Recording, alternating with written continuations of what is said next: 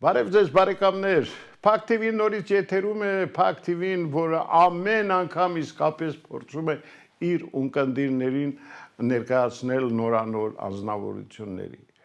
Ես պիտի ասեմ, որ այս առումով իհարկե դժվար է, որ դժվարային առումով մարդիկ շատ կան, բայց արժանի մարդիկ ում հետ արժի զրուցել, հավատացեք, աստիճանաբար քչանում են, նվազում են։ Դե մենք փորձում ենք գտնել այն անձանց, ովքեր այս երկրի համար ցավում են, ովքեր այս երկրի համար ուզում են ինչ-որ բան անեն, ովքեր ուզում են այս վիճակից մեզ դուրս բերել։ Կապ չունի, երիտասարդ են, տարեց, կարևորը որ նրանք հայ են, հայրենասեր։ Այդպիսի անձանցից մեկն էլ Կարեն Արայանն է։ Բարև ձեզ։ Բարև ձեզ։ Հույսի բանակ ռազմահերնասիրական կազմակերպության նախագահ։ Լույսի բանակ, դե ինձ համար լույսը դա հույսն է, և Կարեն, պիտի ասեմ, որ ինչը դարձավ նախարարիթը, որ այդպես կոչվեց ձեր կազմակերպությունը։ Նախ ողջունում եմ ձեր հեռուստաչասն,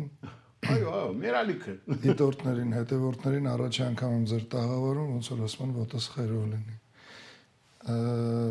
Լույսի բանակ, ես առասարակ լույսի սիրահար մարդ եմ ու առնչվելով այն խավարի հետ, որը սա համ կարակ ուղիղ հասկանաք, համ փոխաբերական։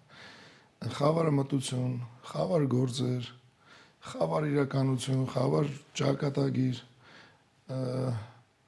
խոսում ենք փոխաբերականից ինչ հիմքով, ինչ բանով ստեղծվի կազմակերպություն, որ լուսավորի հայերին, լուսավորի Հայաստանը որոշեցինք հենց տենց էլ կոչենք լույսի բանակ։ Դե որոշումը ճիշտ է կայացրել, պիտի ասեմ, որ ես որպես, եթե կարելի ասել, հին հեռուստատեսային հաղորդավար, լրագրող, հեռուստագործիչ, որտեղ 52 տարիներով անց եմ կացրել հեռուստատեսությունը, շատ բան են ինձ հուշում, շատ բան եմ տեսել, բայց հենց առաջին ձեր եթերից ասել եմ լավ է, նոր հույս է, նոր լույս է, սա արդեն կարևոր է, որտև ցավոք այն իրավիճակը, որում այսօր մենք հայտնվել ենք, մեղմ ասած պարզապես նողկալի է։ Ես չգիտեմ հաշտվել այս ամենի հետ, նորմալ հայ մարդը չի կարող, այդպես է։ Նշանակ, տեսեք, երբ որ եթե ավարտեցիք, հաշտվել, ինչի հետ հաշտվես, կորուստների, մարդկային, տարածքային արժեքների, սրբությունների, որոնք փորձում են արժեզրկել, մատնել հենց ուղիղ ճիշտ եք ասում, կորստի, որովհետև կորցնում ենք մենակ։ Դրա հետ հաշտվել հայը չի կարա։ Ես երբ որ առաջին անգամ ես 20 թվականի նոյեմբերի 9-ից հետո հանրային ելույթի ժամանակ օգտագործեցի իրական հայեր բառը, ինձ ասում էին պառակտման նոր ձև է, հայի իրականն ու անիրականը որն է։ Սա էլ է օրինակներից մեկը, տարբեր են իհարկե, բայց իրական հայն ամենակ որ չի հաշտվի այս իրականության հետ։ Այնով հաշտվեց չակերտավոր հայ է, դրա իրականը որն է։ Իրականը կապ ունի ուղիղ իր իրական երկրի հողի պատմության ու արժեքների հետ, ով դրա հետ կապը չի զգում, թե հոգևոր, թե ֆիզիկական, իր հայ լինելու իրականը որն է։ Դրա համար ես լինելով իրական հայ, ես չեմ կարող հաշտվեմ, ու երբ որ ասում ես չհաշտվենք, հիմա ներարկած է չէ շատերի ուղեղի մեջ, բա ինչ անենք, նոր պատերազմ, նոր կռիվ, նոր զոհեր եւ այլն։ Ես ցավում եմ, որ որոշ մարդիկ չեն կարողանում հասկանալ, ընկալել առավել եւս զգալ, որ ցանկացած մենակ աննորմալ մարդը խաղաղություն չի սիրի, բայց խաղաղությանը գին կա, ձև կա, արժեք կա։ Գնալ խաղաղության խայտառակ պարտությունից, զիջումներից ու շարունակական դեռ քո առաջ դրած պահանջներից հետո ու այդ ֆոնին դա ոչ թե խաղաղության գնալը, դա ուղիղ մեր վերաստորացման հետ, դա խաղաղություն չի։ Խոսքը չի ասում ավելի լավ է կանգնած մահանալ, քան սողալով ապրել։ Այսինքն այն մարդիկ, ովքեր հիմա այս խաղաղության են ձգտում, այդ մարդիկ մերված են սողալով ապրելու, ով ուզում է նեղանա, ով ուզում է չէ, դա փաստ է։ կանգնած մահանալը հենց պայքարն է, կյանքը ամբողջությամբ Համլետ ջան բաղկացած է պայքարից։ Մի 5 րոպե կա զրուցում ենք, այս 5 րոպեվա մեջ թե իմ թե ձեր մեջ մարմնի մեջ ինչ ատոմ ու բջիջ ասես իրար ինչ ասես արին։ Տիեզերքում մի աստղը մյուսին ա ուտում, օվկիանոսում մեծ ձուկը փոքրին, չկա այդ գարմոնիա ասված իրականում չկա, դա միֆ է։ Ու մարդիկ ովքեր գտնում են գարմոնիա ու իրանց թվում է որ վերջ խաղաղ ապրում են ամեն ինչ լավ է, դա տենց չի, բույսը որ բույսը պայքարում է։ Ամենապրիմիտիվ բանը ձեր իմ ստեղ կանչելը։ Ինչ որ մի բանի հետ պայքարել եք, չէ՞, մկան եք ձգել համար հավաքեք։ Ես ինչ որ առանց նեղություն քաշելու հո չեմ եկել այտենց հայտնված է։ Դուրս ես գալի նստում ես մեքենա պայքարը ամեն ինչը եթե ուզում եք լավ բանի հասնեք։ Մանավանդ գլոբալ առումով երբ դու կանգնած ես վերացման շեմին, հաշտվել ու ասել չպայքարենք, ինչա խաղաղ ապրենք, այսինքն դու անգամ բույսի չափել չկաս, դու միշտ պետք է պատրաստ լինես պայքարելու, ուղղակի խելացի ձևով որ մեր բախտը որտեղ է բերել, որ մենք այն ազգնենք, որ նենց գիտնականներ ունենք, եթե իշխանությունը լինի ազգայնական մտածելակերպի, լինի իր երկրի հետ կապ ունեցող, ոնց որ ասում են պորտը չկտրած, այդ բոլորին հնարավորություն տա Հայաստանում ստեղծագործելու, արարելու, մենք կարանք ոչ թե մենակ առանց զոհերի, մենք կարանք երևի առանց տնից դուրս գալու ամեն ինչ գրավենք, մենք ունենք այդ գիտելիքով այդ շնորհքով մարդիկ մեր ազգի մեջ, սա չգնահատել, անտեսել ու նստել մենակ առօրյա завтрак, обед, ужин ու խաղաղ ապրելու արդյոք դա։ Այո։ Կարեն, ես պիտի ասեմ, որ դուք շատ հետաքրքիր գաղափարների, ծրագրերի այսպես հեղինակ եք, շատ հետաքրքիր նախագծեր եք միշտ առաջարկում։ Դրանց մեջ կա մի բան, որը ինձ գրավեց։ Ինչն ասեմ անկեղծ առիթ դարձավ,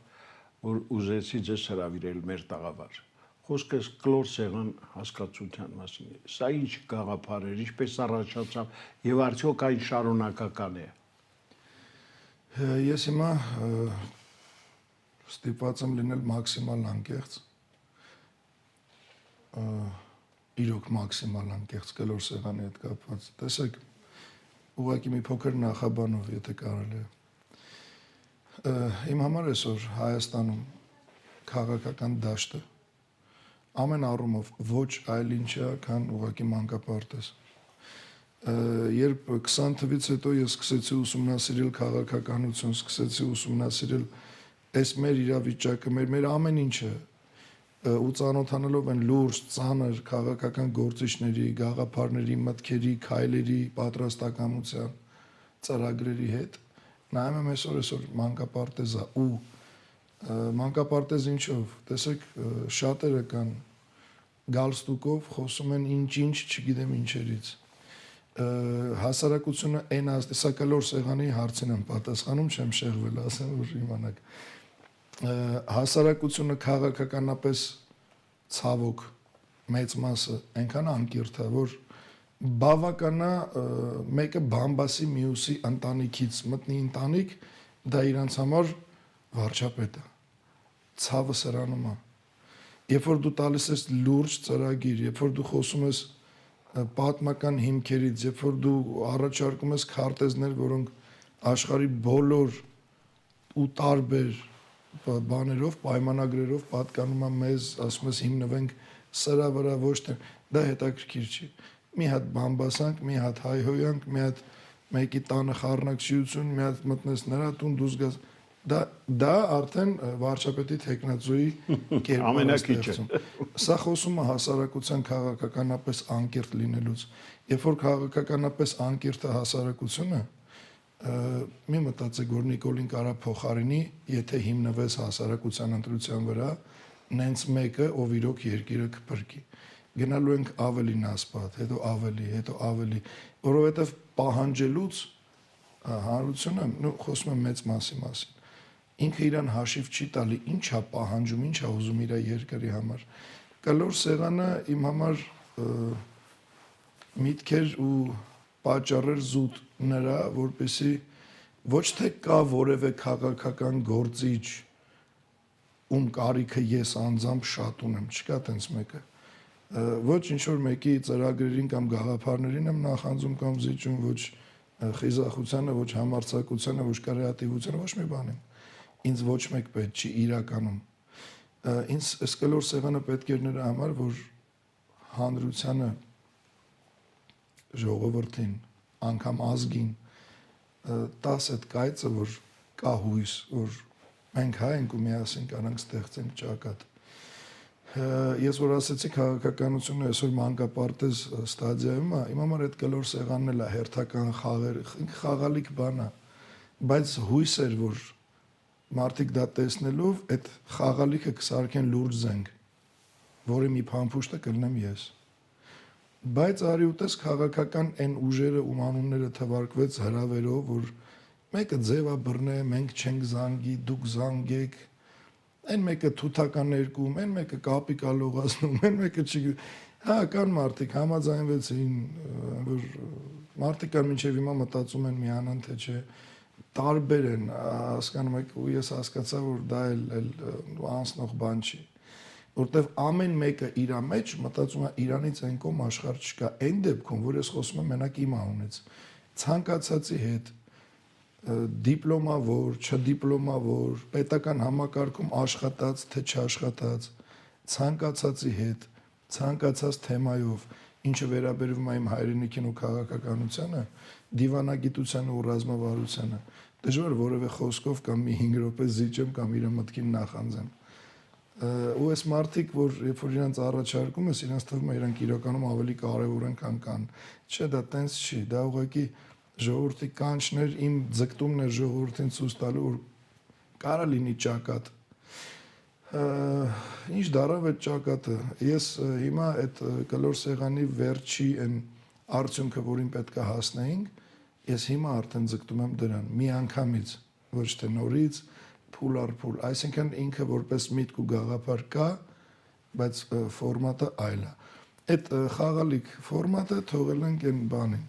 ժիրիկին, ԱԺԲ-ի։ Եկավ միտքը դուր եկավ, տարավ սարքես, թող խաղա, թող զբաղվի, ոչ միտեղ չի հասնելու։ Երբ որ մի բան քոնը չի, դու չգիտես էլ դա ուր է տանում, վերցնում ես ու մնում ես մեջը։ Այդպես մնացել են մեջը, նստում նկարում։ Հասկանալի է։ Լավ, հասկացա։ Դե ամեն մի լավ գործ ունի նաև իր դժվարին կողմերը, իր, այսպես ասած, թերի կողմերը։ Ես ուզում եմ, որ Կարեն ջան, մենք այսպես այսօր ոչ միայն անկեղծ զրուցենք, ես ուզում եմ, որ մենք այսօր նաև փորձենք գնահատականներ տալ արժանի։ Տեսեք, ես մեկ օր առաջ դիտեցի ձեր հաղորդումը Ծիծեռնակաբերդից, այդ հուշահամալիրի, այդ մեր ցավի, մեր դարդի, ոնց են ասում ժողովրդական լեզվով, մեր ամեն ինչի, այդ մեր սրբությունը ոնց կարող են այս իշխանությունների օրոք հասցնել այդ վիճակին։ Եվ փառք Աստծո, որ կան ձեր նման մարդիկ, որոնք իսկապես շատ մտահոգված են։ Ես հույս ունեմ, որ ձեզ կհաջողվի վերականգնել այդ ամենը, որովհետև դա մեր ամոթն է, եթե չանենք։ Լավ, ինչի մենք պիտի ունենայինք իշխանություն, որի օրոք սա հնարավոր լիներ։ Համլետ ջան, առաջի մեղավորը ձեր դեպքում, երբ որ փնտրում եք մեղավոր, գտեք ձեզ։ Իմ համար առաջի մեղավորը ես եմ։ Ձեր համար դուք պետք է լինեք։ Մեր ամենամեծ սխալներից մեկը այն է, որ ասում ենք լավ, խիս են եղավ, ով է մեղավոր։ Դրանով իսկ դու քեզ առանձնացնում ես ժողովուրդ հասկացողությունից։ Գիտեք ինչքան մարդիկ կան, երբ որ դիմում ես հանրային, բարև հայեր ջան, բարև ժողովուրդ, ժողովուրդ եկեք սենց անը, ինքը չի ընկալում, որ ինքը դրա մեջ է։ Ինքը ասում է, հələ տենամ ինքը ու ժողովուրդը ինչ են անում։ Բա դու ով ես։ Եթե շատ եմ ես, անգամ ես ապրիլին, երբ որ դուրս եկանք վերածննդի շարժման շրջանակներում, շատերն էին ասում, տենանք ժողովուրդը ինչ անում, կմիանանք։ Լավ, ում խոսցնում ես, ասում է, այս ժողովուրդը գժվել է, այս ժողովուրդը չի հասկա։ Լավ, եղբայր կամ քույր կամ մորքուր, չգիտեմ, դու ինչ ես, եթե ժողովուրդը գժվել է, այն մեկը սխալ է, այնի ասենք թե ճիշտ է, դու ինչ դիտորդ ես, վիդեոկամերա ես այս քաղաքում, ծառ ես, ինչ ես։ Դու երբեմն հանդիպում եմ, ասում եմ, դե ես ինչ անեմ, թող ժողովուրդը դուրս գա, ես էլ։ Ախր այդ ժողովուրդը բաղկացած է քո պես եսերից։ Ու ամեն մեկը որ ասի ես ինչ անեմ, ու այսօր ունենք այն իշխանությունը, որ տվել է մեզ նախարարներ Ժաննայի տեսքով ԿԳՄՍ-ի, ով չգիտես ինչի էլեկտրական, հոգեբանական, չգիտեմ ինչական նեղացված հղիություն է տանում Գարագին Նժդե գաղափարից, Գարագին Նժդե անձից, Թուրքի մեզ մորթելու փաստից, որ ինչի պետք է երեխեքը տենց իմանան, հարցազրույց ունի, կարակ նայեք, բարբաջանքը, հակահայկական, ապազգային ու հակապետական, որտեղ ինքը անվանում է հայրենասիրությունը փուչիկ կոնցեպցիա, Գարեգին Նժդեի գաղափարները վտանգավոր եւ այլն, ու անգամ հեգնանքով խոսում է ոնց կարա 1.5 միլիոն ցեղասպանության զոհերը ելնեն սրբություն, ինքը ասում է դա նորմալ չի։ Հարցազրույցը կարա գտնեք նայեք ու վդրուկ նույն Ժաննան որոշում է որ այդ հուշահամալիրը շատ կարևոր է իր համար, ինքը պետքա վերանորոգի։ Ու զարմանում են մարդիկ, թե ինչի եք մեջը բան տենում, էլի, մարդիկ սարքում են։ Այ եթե օրինակ դուք լինեիք նախարարը կամ պատվիրատուն ու դուք խոսայիք մենակ այն մասին, որ այո, թուրքը պետքա դա ընդունի, այո, ցեղասպանությունը ու անցնեիք այդ հուշահամալիրը վերանորոգելու, ես դες կհավատայի։ Բայց երբ որ դուք խոսում եք, որ դա նորմալ չի, երբ որ ցեղասպանության զոհերը սրբություն են ու հանգարց տենց ուզում ես վերանորոգես սիրտդ ցավում է, որ ասում ես ոնց ես փոխվել։ Բա ոնց մեկ նախ չհասկանաս ինչա, փորձեցինք հասկանալ, ըստ փաստաթղթերի պարզվեց ամբողջը պետքա քանդվեր, դեմն առանք, հիմա հետևողական ենք, վերահսկում ենք, ու ոնց որ քաղաքականության մեջ է, տեսեք սա էլ հո քաղաքականություն չի,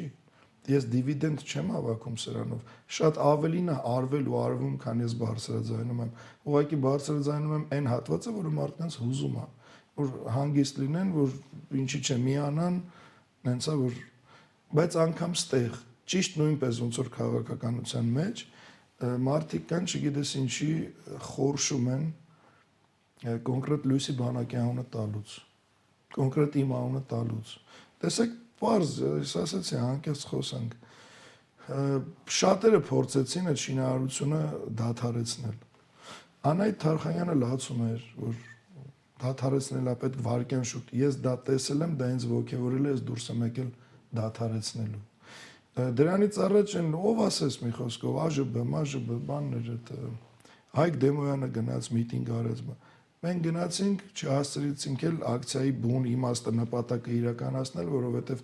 տեղում եկանք պայմանավորվածության, որ դա դադարեցվի։ Նայում ես, վրոդիվը պետքա բոլորը հանգստանային, չէ՞, ովքեր դες ձգտում էին դադարեցման։ Արի ուտես 2 օր հետո ես սա չեմ փաստում որպես նեղացածի կերպար կամ բան։ Ուղղակի որ հանրությունն էլ գիտակցի ինչա կատարվում։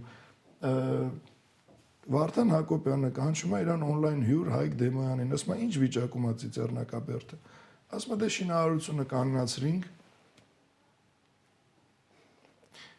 Անցանք առաջ։ Այսքանի օր Անայդ Թարխանյանը անընդհատ ասուլիսներ է տալի։ Չկա, ես չեմ անում որ Լույսի բանակի անունը տան, իմ անունը տան, թող ոչ թող մոռանան բոլորը, բայց այդ բանը կառուցվի։ Ուղղակի հարցը առաջանում, ինչ կա Լույսի բանակ կամ Կարեն Արայան բառերի մեջ, որ թե քաղաքական դաշտում, թե այս հարցում չեն կարում այդ արտաբերեն ասեն օրինակ Կարեն ջան, մի ընկճվիր, երիտասարդ ես, խնդրում եմ որպես ես ուզում եմ ասեմ, տես ես չեմ ընկճվում, իրանք պետք է ընկճվեն։ Ես արդեն երկար տարիների փորձ ունեմ, բայց սկսած առաջի նախագահից մինչև այս վերջի ոչնչությունները միշտ եղել եմ սև ցուցակում եւ այնտեղ որտեղ հանկարծ հայտնվել է Ղուշյան ազգանունը, ասել են ջնջեք, ինչ կոչում, ինչ են Դա ինձ չի հուզում, կարևորը ժողովրդի գնահատականն է, մարդիկ դա գնահատում են։ Ես խնդրում եմ, որպեսզի ճիշտ հասկացվի, ես ընկճվածի դիրքից չեմ խոսում, ես խոսում եմ իշխանությունը կարա ինձ իգնոր անի։ Տեսեք, Համլետ ջան, ստեղ հարցը ոչ թե իմ ընկճված դիրքն է, ես ընկճված ընդհակառակը դա ինձ ավելի է ցույց տալի, որ քո մտքին չկա կոնկուրենցիա, բայց մարդիկ ինչ որ կոնկուրենցիայի մեջ են։ Հարցը գիտեք որն է, եթե երկուսս էլ ընդդիմադիր ենք, ինչ ունենք իրար հետ։ Ինձ առաջի անգամ այս հարցը իմ մեջ ծագեց, երբ որ Քոչարյանի լրատվականները սկսեցին իմ դեմ խոսալ, այն հլամնասկզբից։ Եմ արտասում լավ, երկուսս էլ սրան դեմ ենք։ Կոչենան անդիմադի։ Չէ, դե պասուց էլի, եթե վերցնենք, տենց են ցույց տալի։ Ինչ կա իմ հետ։ Հետո նույնը Սերժի լրատվականները, հետո արդեն արտախորհրդարանական ուժերը, այն որ ինչ-որ sense գզվռտոցի բան, ես կոնկրետ անդիմական դաշտից համենայն դեպս ովքեր իրանց տես ներկայացնում են։ Մինչև ինձ չկպնեն, ես չեմ կպնի երբեք։ Առիթներ եղել է բազում կպնելու շատերին, ես վերջերս էլ վստահ եմ դեռ լինելու են, ես պատրաստ եմ։ Ուղղակի ստեղ մի հարց է ծագում։ Եթե երկուսս նույն դիրքից ենք, դու ինչի ես ինձ ստիպում, որ ես քո որով գնամ գամ, ինչի ես ինձ կպնում։ Այն դեպքում, որ ես չեմ անում հակահայկական բան, ես կապիտուլյացիա չեմ ստորագրում։ Միգուցե լավ, ամեն մեկս էլ ենթադրենք, եթե անգամ տենց է, իմ անդիմադիր դիրքից պայքարը թերի է, ասենք թե։ Դա քեզ հուզում է։ Հուզում է լրացրա, հուշի, օգնի։ Ինչ ես ուզում կպնես, կպնելուց հետո էլ պատասխանը ստանում են, վայ, տեսեք մեզ ինչ ասեց։ Հիմա նույնը, տեսեք, այս ծիծեռնակաբերդի հարցն էլ ու քաղաքականություն չի, բայց էլի առնչվում ես նույնին։ Պայքարա թե մենք, ես, ախպեր, հա դուք, հարց չկա։ Հիմա հարց այդ բոլոր ընդդիմադիրներին, ովքեր մտքներին դրել են վաղը ինձ կպնելու, օրինակ։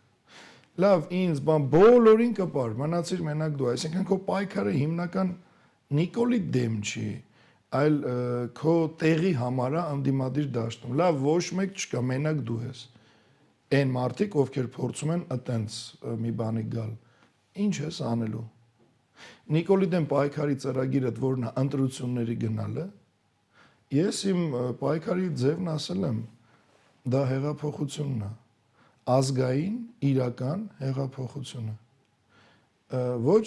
սահմանադրական կարգ խախտելով, ոչ օրենք խախտելով։ Կա որոշակի քանակություն մարդկանց, դա ազգաբնակչության, առհասարակ երկրի բնակչության 2-3%-ն է, որը մեր դեպքում կազմում է 50, 60, 70 հազար մարդ։ Այդքան մարդ, երբ որ դուրս եկավ պահանջի, դա չի կարա դիտարկվի որպես մարգինալ շարժում կամ ինչ-որ դա հստակ ազգային պահանջ է, եթե ըմբոստության ճանապարհով է։ Ընտրությունների դեպքում միգուցե դա թիվ չի։ Կան կանոններ, որոնք ուզեն չուզեն, թե ֆիզիկապես ուզեն չուզեն պետք է հաշվի նստեն, որովհետև այդ քանակությունը այն չի, որ sense մտնեն ցերեն բրծնի գնա։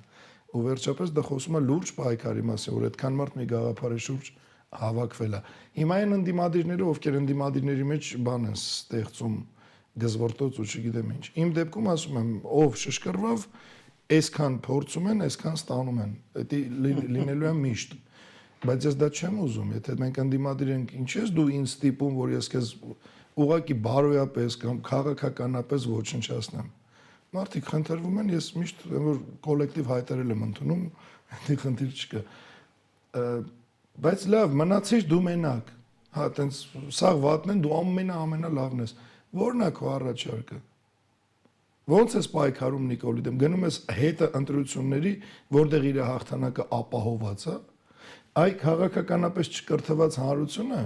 արտահայտվում է նաև ստեղ, որ գնում են նմանի հետևից։ Ով գնում է Նիկոլի հետ ընտրությունների, որտեղ ուզես չուզես Նիկոլի հաղթանակը ապահոված է։ Վերջի իշխանությունը առնվազն 500,000 որպես պետական ռեսուրս ունի։ Տես չի։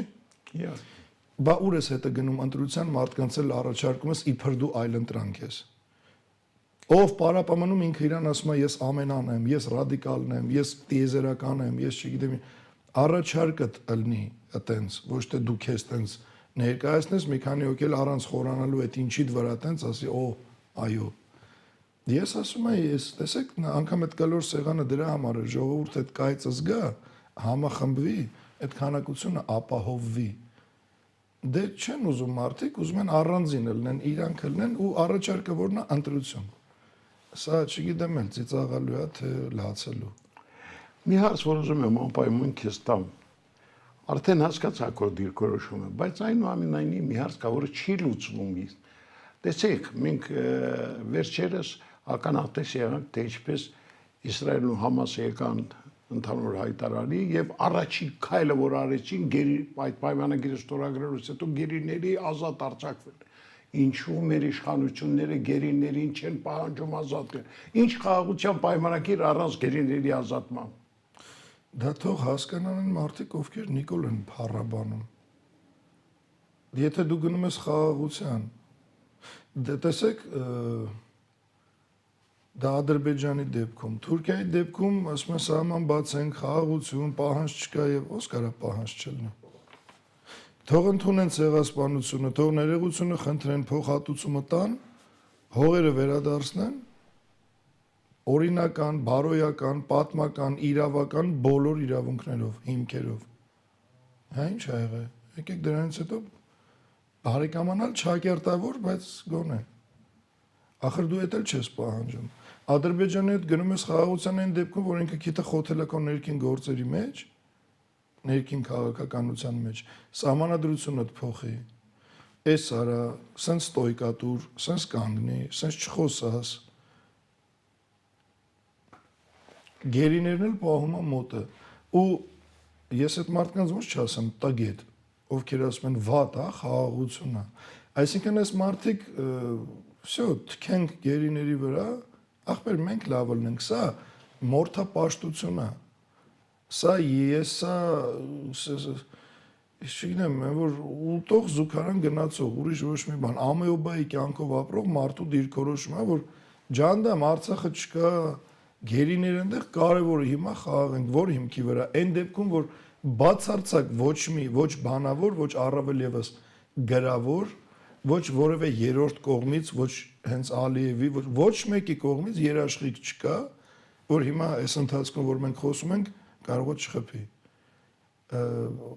Ուր այդ երաշխիքը։ Ախր ամեն ինչ պետք է ունենա հիմք, երաշխիք ու որ դու դա պետք է իմանաս, զգաս ու գիտակցես, չկա։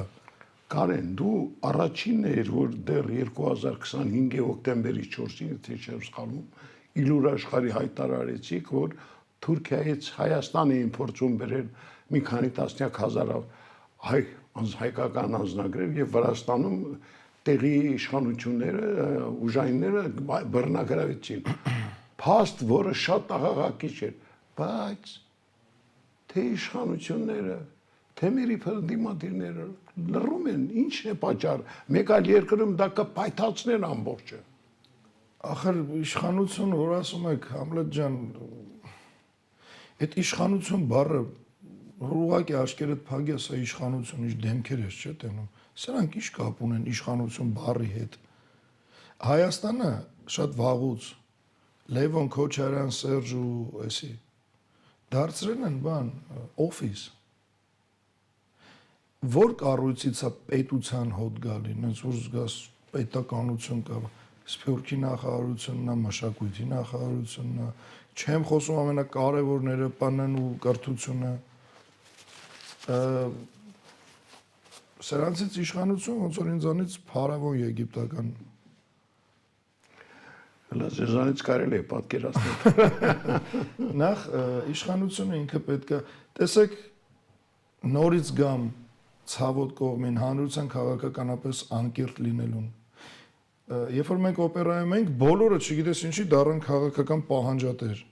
Ուրա ձեր թիմը ինչ ծրագիր ունեք, քաղաքական ուղղվածությունը, արտաքին քաղաքական բոլոր հարցերի պատասխանները կան, բայց ոչ մեկ ով ընտրել է Նիկոլին, ինքը չգիտի Նիկոլի քաղաքական ուղղվածությունը որն է։ Հուշում ես, ասում ես նեոլիբերալիզմն է։ Ասում ես դա որն է։ Նախ պետք է բացատրես լիբերալիզմը, որ լիբերալիզմը իր մեջ պարունակում է ազգայինը մերժելու գաղափար։ Դրա համար են օպերայի շենքից հանում այդ ազգային բալետի թատրոն, չէ՞, դրել են համապետական։ Ազգային բառից վառվում են, տարակում են, խփնվում են սրանք։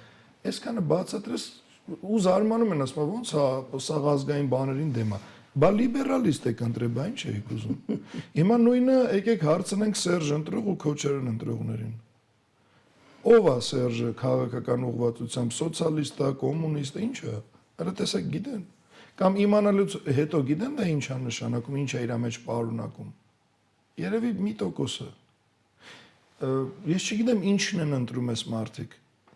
Իմ ազգը, որով ես ապրում եմ, իմ էությունն է, իմ ամեն ինչը, ես ապրում եմ իր համար, իրանով, իր հետ։ Բայց ցավում եմ, որ այդ ազգս Ես չգիտեմ ինչ ա ուզում ընտրի, ինչ ոնց ա ընտրում ինքը։ Այսինքն չգիտեմ, ընտրում ա ինչ, բամբասանք, ընտրում ա ուղղակի ճվճվան խոսք, ընտրում ա վիրավորողին, ընտրում ա քֆուր տվողին, ընտրում ա ուղղակի խելացի դեմքով գալստուկով, ինչ ես ընտրում, իմ ազգ։ Դու ուզում ես ընտրես մարդ, ով տեսեք խոսում են, սա այսպես պետք է արվի, բան դիվանը եկեք ենթադրենք, ով ինչ խոսում է իդեալական է, վերին գաղափարա։ Փրկությունն էլ դուսուս աննախադեպ, բայց եթե դու չունես ուժ Համլետ ջան, եղի ամենախելացի մարդը, եղի ով ուզում ես եղի, ինչ ուզում ես եղի։ Ուժային կողմից երբ որ խոսում ես, բանակը զինենք, էս անենք, որ այդ գիտելիքիդ տերը լնես։ Ոնց բանակ ասում, էլի զոհեր, արա հո դու գիծ չեք։ Այդ որորվանից է հզոր բանակ ունենալը զոհերի խորհրդանիշ։ Այո, զոհերի խորհրդանիշը թշնամական կողմի համար։ Մեր հզոր բանակը։ Ու այդ բանակը ինչի համար է պատրաստ լինելու պատերազմի, սրանք տրամաբանական, բնական պայքարի պահանջի պահանջարկներ են, այսինքն։ Այս բարերից, որը պետք է ավելի ոգևորի, այո, ամեն ինչ ներդնենք միլիտարիզացիայի վրա, մեր պետական, մեր այդ կրթական, առաջինը բանակի, այս ամեն ինչը, չէ, ինչ բանակ, բա ինչի վրա, լավ, ինչի վրա դրվի, ուտելու, այն Վարդան Պետրոսյանը մեծ լավ բան ունի, ասում է, տղեկ խաբարեք, որ չուտելն էլ է լավ բան։ Այսինքն անձնական փող, ուտել փող։ Պետական մտածելակերպ, ազգային, ասենց ինչ որ գաղափարի շուրջ համախմբում։ Ես չգիտեմ, մի քանի տոկոսի մոտ ու վերջ։ Նայեք հանրահավաքները 500, 1000, 2000 մարդ։ Այս այն մարդիկ են, այն քանակությունն է, ովքեր պատրաստ են պայքարի։ Մնացածս մը դե ես ինչ անեմ, բա ես գամ, բա գործես, բա աշխատանքս, բա երեխուսով պահի։ Բա դու դուրս ես գալի հենց երեխուդ պահելու համար։ Դուրս չես գալ, դու լավ, ասենք դուրս ես գալի պայքարի ինչի համար։ Հենց երեխուդ պահելու։ Այդ մի օրվա աշխատանքդ ավելի կարևոր է, քան գլոբալ երեխուդ ապագան։ Կարեն, շատ ուրախ էի մեր այսօրվա հանդիպման համար։ Ես գիտեմ, որ դու ինչպես մի առիթով ասել ես, ես հայ եմ մինչև իմ վերջին շունչը, այդպիսին դու մնալու ես, սա քո տեսակն է։ Սիրելի բարեկամներ, Կարեն Արայանն էր մեր տաղավարում, մարդ, որի հետ մենք առիթ կունենանք առաջիկայում եւս հանդիպելու, բայց հավատացեք, որ նման անձանց պետք է երբեմն նաև լսել, որտեղ այն մտքերը, այն գաղափարները, որ դրանք են առաջ քաշում, դա շատ կարևոր է, դա վերազգայինն է։ Այսօր այսքանը ցտեսություն